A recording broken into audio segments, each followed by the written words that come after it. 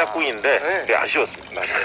짝꿍 챙기는 데이터가 데이터 쌓아놓고 갑니다. 김상구님, 주 기자님, 여기 부산 광안리 해수욕장인데요.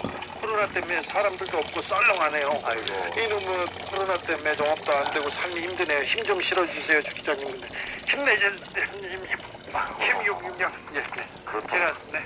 사람이 늘어날 것 같지는 않은데. 그래서 주문을 외워서 보냈습니다. 네. 김상구님한테. 아, 좋아요. 네. 코로나 확산세 심상치 않은데요. 코로나 확산을 두고 정치권에서만 이게 또 니탄내탓합니다. 네. 하나는 광화문 집회다. 이거 태극기 집회 때문에 그렇다. 정광훈 목사 때문에 그렇다. 이런 얘기하고 다른 데는 방역 실패를 가지고 왜 특정 교단, 특정 목사를 가지고 하냐. 네네. 지금 갈리고 있어요. 어떻게 보십니까? 데이터 봐. 네.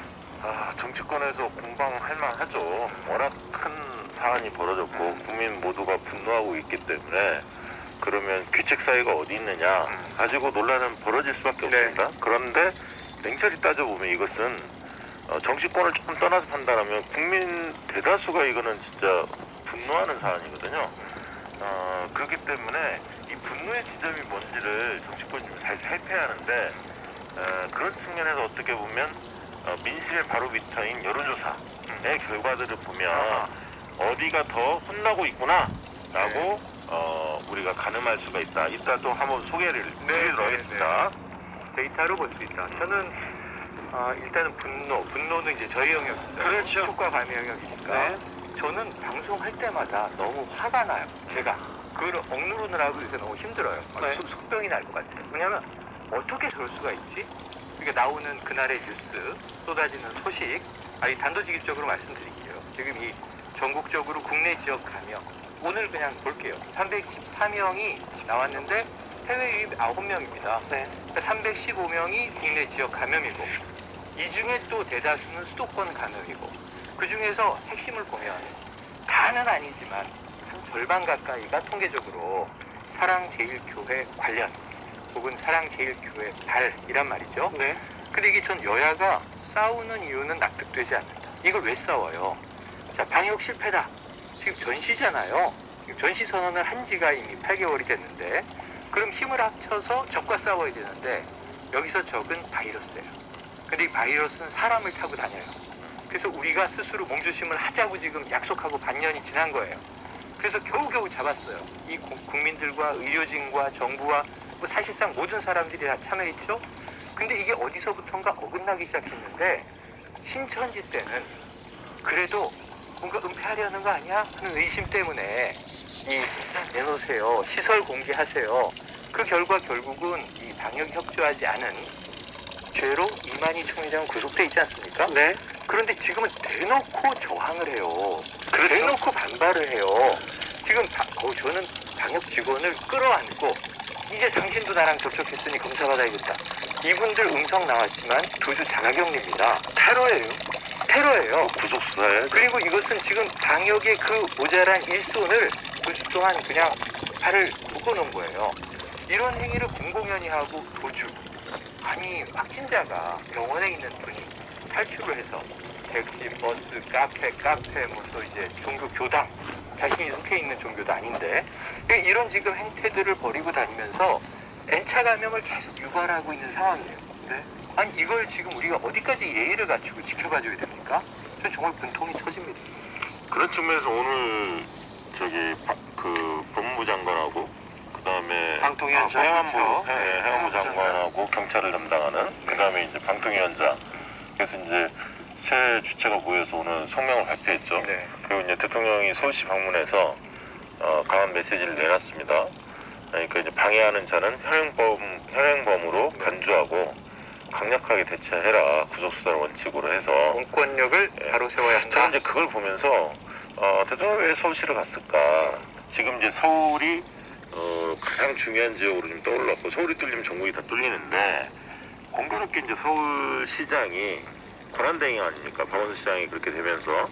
근데 지난번 신천지 뭐 이렇게 터질 때는 이재명 지사나 박원순 시장이 굉장히 강력하게 대응을 했거든요. 네. 근데 이제 어제 그 사랑제일교회를 갔는데 교인 명단 내라 하는데 물리력으로 막 저지하고 변호사가 말도 안 되는 주장하면서 구속영장 가져와라 막 이런 식으로 핑계를 냈단 말이에요. 압수수색 영장. 이렇게 그렇게 하다 보니까 시간을 질질 끌고 상생대체. 예 그러면서 아무런 성과가 없었단 말이야. 그걸 보면서 대통령께서 굉장히 이건 안 되겠구나라고 판단한 것 같아요. 서울시에 대해서 좀 더 엄정하게 대응하라 이런 어떤 메시지를 담은 게 아닌가 오늘 행보가 그렇게 읽혀졌고요. 네. 지금 뭐 최현일 평론가 울분에 차서 말씀했습니다만 제 꿈에 정광훈 목사가 나올 것 같아. 나오면 내가 어떤 행동을 벌일지 예상을 못하겠어요. 꿈은 이 초계 영역 아니에요? 아 그런가요? 네네네. 정강훈 목사 얘기 계속 나옵니다. 근데 통합당에서 지금껏 뭐 손을 잡고 있다가 지금부터 이번 코로나 전국부터는 선을 긋는 모양새입니다. 그래서 미래통합당이 이른바 태극기로 불리는 극단적 보수 우파 세력하고 거리를 좀 네네네. 두게 될까요? 이번 계기에? 아니 그러니까 간단하게 말씀드리면 저는 지도부의 메시지는 지금 옳아요. 네. 그러니까 지금 예를 들면 하태경 의원 이거 심각한 문제다. 사실은 민주당과 정광훈 목사와 사랑제일교회 혹은 광화문 집회에 참석한 강성 보수 집단에 대한 메시지가 여야가 크게 다르진 않아요. 배현진 대변인도 강하게 정광훈 목사를 비판하고 있어요. 그런데요.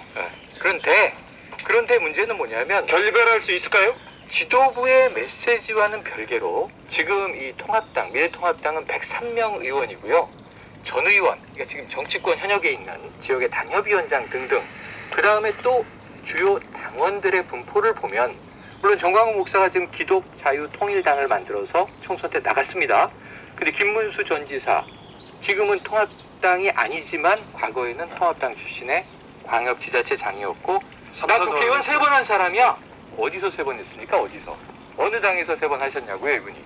그런 것들을 생각해보고 또 사실은 지금 통합당에 저기 있는 김진태 전 의원이라든가 지금 이번에 걸린 차명진 전 의원이라든가 지금 물론 이제 지난 총선 때 제명됐죠, 막말 때문에. 근데 결국은 다 통합당과 위아래로 교감이 있고 연결돼 있고 소통을 하는 정치인들이 다수인데 지도부의 정광훈 목사에 대한 비판 메시지에 중진 의원들이 좀 뜨뜻미지근한 거예요. 그렇죠. 네, 민주당하고 지금 분위기가 좀 달라요. 심지어 저는 누구라고 얘기는 안 하겠습니다만 통합당 소속의 몇몇 정치인들이 지금은 입을 다물고 있는데 SNS에 광화문 갔다 인증샷을 막 올렸어요. 8.15에. 지금 가만히 있어요. 아니 그리고요 실질적으로 이제 8월 11일 날 김종인 비대위원장이 지금 이렇게 약간 모호한 태도를 취하시는데 8월 12일 날 당원들이 광화문 집회 참여하는 거에 대해서 어떻게 생각하냐는 질문에 모호하게 답변을 했어요. 네. 뭐 본인들이 원하면 자유스럽게 판단해서 참여할 수도 있는 거지 뭐 이런 식의 뉘앙스의 답변을 했거든요. 당내에서 8.15 집회에 나가야 된다고 목소리 높이는 사람들 많았어요. 네, 그러니까 그런 측면에서 김종인 위원장이 자신의 발언에 대해서 지금 어떻게 생각하는지 입장을 내야 돼요. 첫째는. 그다음에 두 번째는 8월 15일 날 이 사태가 터지면서 그 다음에 곧바로 나온 통합당의 대변인의 메시지가 정부에 대한 비판의 목소리를 엄중히 정부는 새겨드려야 한다 라는 식의 얘기만 나오고 뭐 방역당국 협조한다는 건 상식적으로 이 얘기하는 수준에 머물렀어요. 사실은 정광훈 그 다음에 이제 정광훈 목사가 확진이 되면서 아차 싶은 거죠. 그러면서 이제 조금 주워 담긴 하려고 노력을 했습니다. 분명히. 그렇지만 정진석 의원이나 여러 의원들이 발언한 것들을 보면 아직 이 정광훈 세력들, 태극기 세력과의 결별, 절연 이런 부분들이 그렇게 강하게 느껴지진 않았다. 저는 그렇게 보고 주호영 대표도 사실은 원내대표도 뉘앙스가 좀 애매모호했거든요. 아니, 그 지도부에서 주호영 원내대표의 발언을 듣고 전 좀 놀란 게 자, 광화문에 저렇게 모여서 방역으로 해서는 안 될 일을 한 것은 잘못이다. 그 행태를 비판을 해요. 그 다음에 하지만 뉴스에 나온 정우성 씨가 아니 그러니까 정말 그대로 받아들여야 아니 한다. 그러니까 뭐냐면 제가 뭐가 빠졌다고 생각하냐면 전현직 의원들이 대거 참여했고 당원들도 참여하지 않았습니까? 사실 시용 부위원들도 참여한 사람 많았고 그 다음에 아까 이 집회를 주최한 게 처음에 신고한 게 민경욱 전 의원이고 통합당에 그 다음에 정광훈을 키워준 세력이 자유한국당 아니었습니까? 5일 초까지도 그랬고 그게 황교안 전 대표나 나경원 원내대표가 합격한 역할을 한 게 사실이고 맞아요. 그래서 구구의 아이콘으로 떠올랐는데 그러면 이 부분에 대한 정치적 책임이 있단 말이에요. 누가 봐더라도. 근데 이 부분에 대한 언급이 없었어요. 주호영 원내대표나 김종인 비대위원장이 없다 보니까 이 메시지에 대한 진정성이 별로 안 느껴졌던 거죠. 우리 스스로의 행보에 대해서 좀 성찰하는 게 있고, 또 정부 당국이 잘못한 건 잘못한 대로 지적을 하고, 뭔가 그리고 이렇게 이들하고 거리를 두겠다 이런 식으로 나와야 정말 뭔가 통합당이 새롭게 변모할 수도 있겠구나, 반성도 좀 하고 이렇게 느껴지지 않았단 말이에요. 특히 저는 뭘 지적하고 싶냐면, 민경욱 전 의원이 이번에 신고할 때 단체가 4.15 부정선거 국민 무슨 운동본부인가 그렇습니다. 지난번에 나와서도 그 흔드는 바람에 그렇습니다. 문제가 됐었잖아요. 4.15 부정선거 지금 지역위원장이에요.